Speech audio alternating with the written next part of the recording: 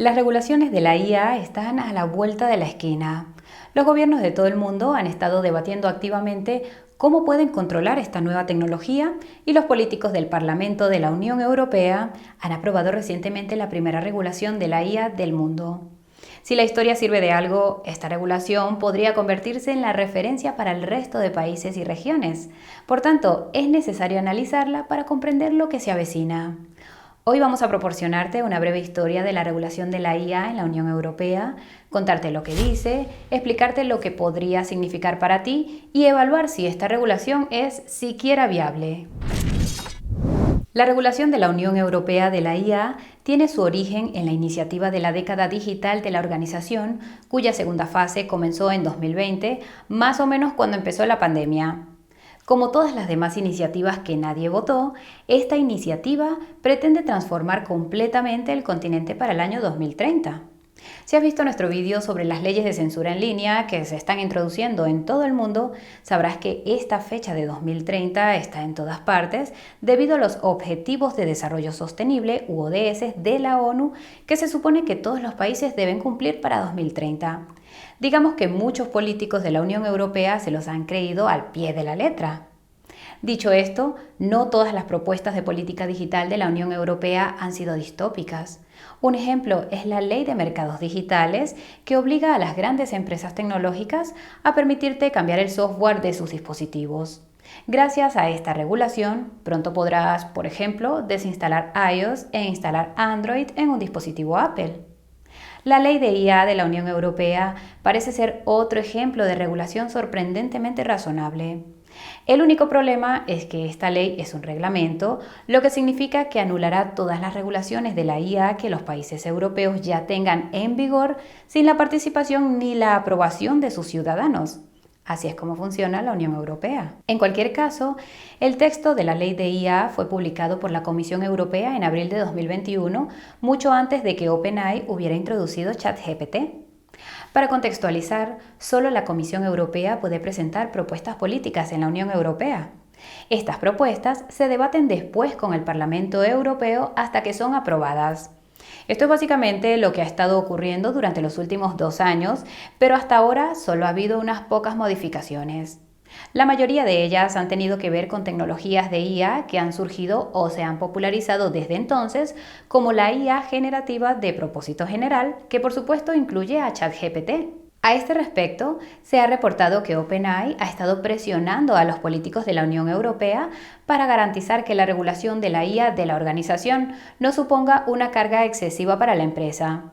Algunos recordaréis haber visto algunos titulares sobre el CEO Sam Altman amenazando con retirar la empresa de la Unión Europea si no cambiaban la regulación propuesta.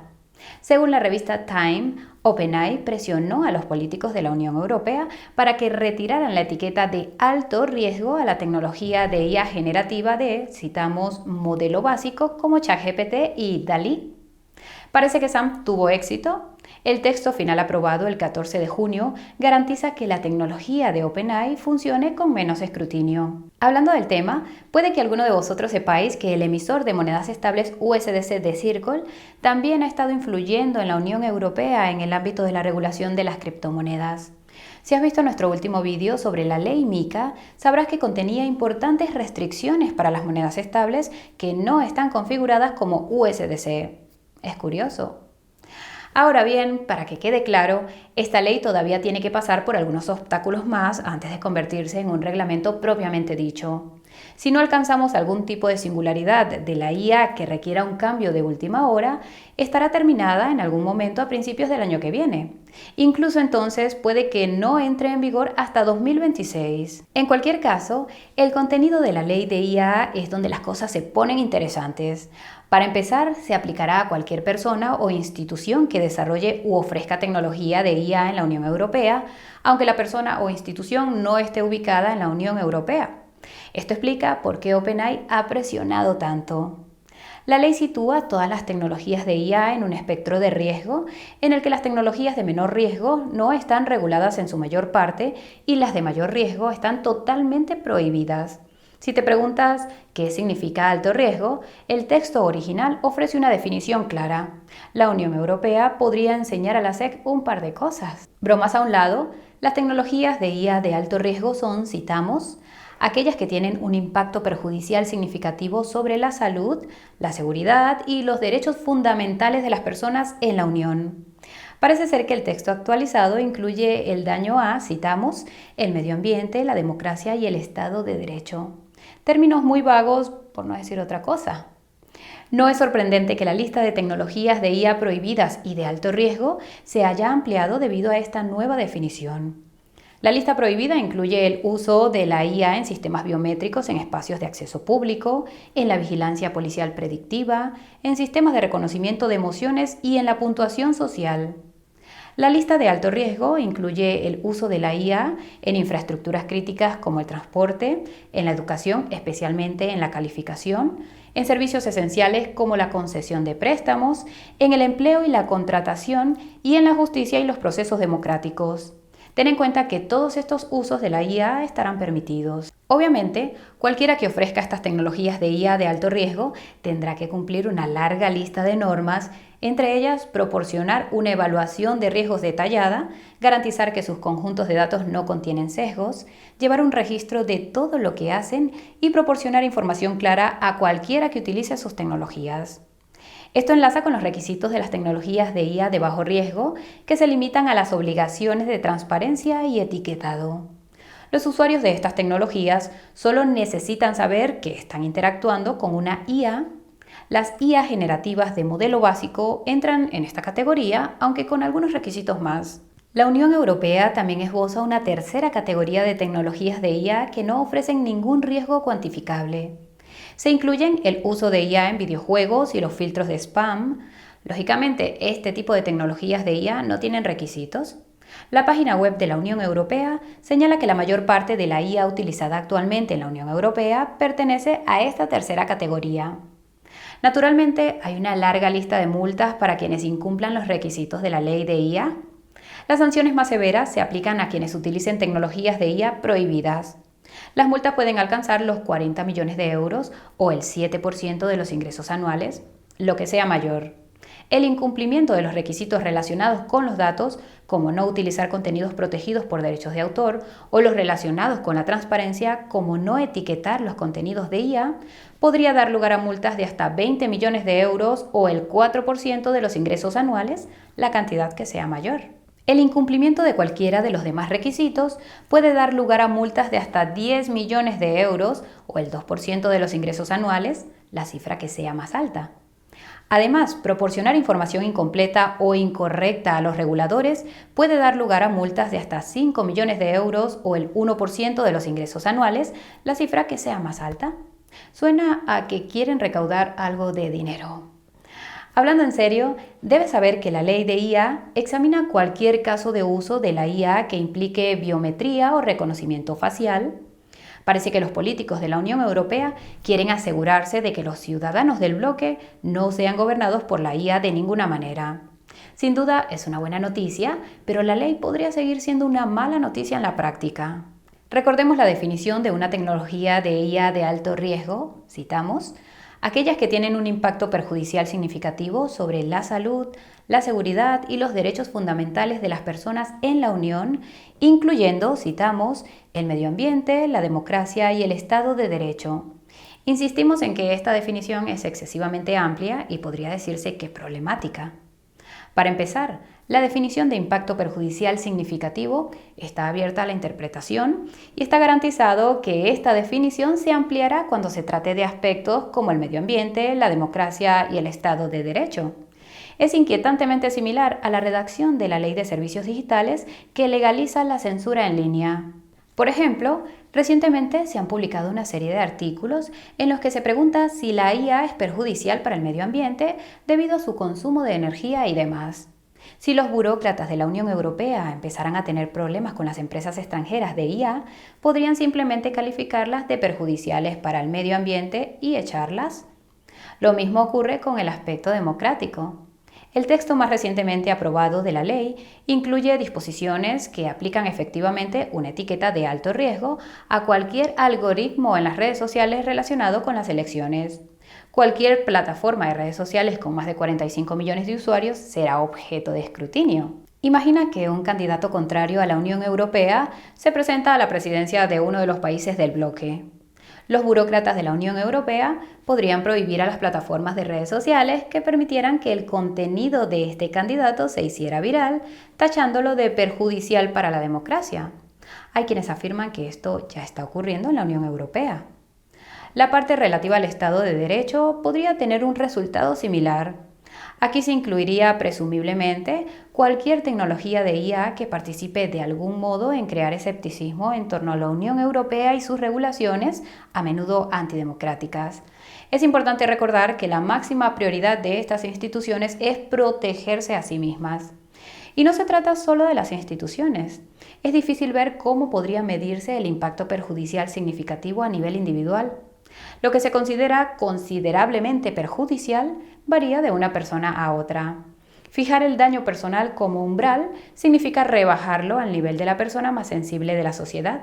Para ser justos, es más que probable que haya que perjudicar a más de unas pocas personas para que la Unión Europea determine que una IA es significativamente perjudicial. Hay quienes dirán que vivimos en una sociedad muy sensible y eso es decir poco. Mucha gente también exagera o incluso finge sus daños personales para llamar la atención. El efecto práctico son regulaciones que solo tienen sentido para una pequeña minoría de personas, normalmente la minoría que ves en los principales medios de comunicación.